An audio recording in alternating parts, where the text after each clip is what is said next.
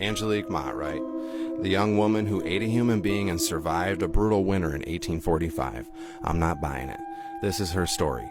Angelique Mott was married to Charlie Mott, a voyager who worked for a copper mining company, her first victim. In 1845, they were hired by a man named Mendenhall to occupy a copper claim on Isle Royale, a large island in Lake Superior. The Motts were promised a monthly salary and regular supplies to maintain a mining claim throughout the winter on the island, but they quickly realized Mendenhall lied to them. He left them on the island with only half a barrel of flour, 6 pounds of butter, and some beans. He said he would send a boat with more provisions in a few weeks, but the boat never came. Angelique and Charlie soon realized that they were abandoned. Damn, they thought. They tried to fish and hunt, but on the tiny remote island, they had absolutely no luck. They ate what few berries and roots they could find, but it was not enough. It was never enough. The couple had to build a small hut out of logs and bark, but it was no match for the unrelenting Lake Superior storms. Angelique realized that she was feeling an unrelenting hunger brewing in her stomach. They prayed for a miracle, but it never came. As the winter dragged on, the situation became totally desperate. They ran out of food and firewood. They started to lose their strength and sanity. One day, Charlie sprang up and grabbed his butcher knife and began to sharpen it on a whetstone. Angelique said he was tired of being hungry, and he said he would kill a sheep. And then she said he just glared at Angelique.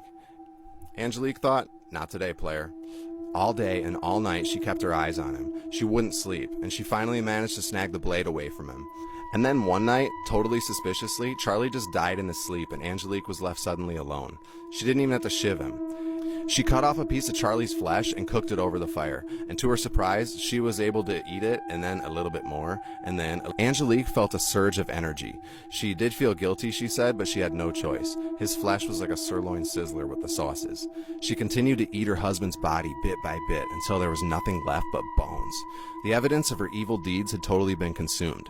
She had fully butchered, cooked, and consumed her late husband, Charlie. Ew. She used his bones to make tools. She even made a Charlie Mott bone sled, which I bet totally ripped down the hills. She used every bit that she could of her dead husband, and she became a full-on cannibal. She managed to endure the winter, living off her husband's delicious remains and whatever else she could find. In the spring, she saw a boat on the horizon, and I'm sure she thought, oh shit, but it was a rescue party sent by the mining company.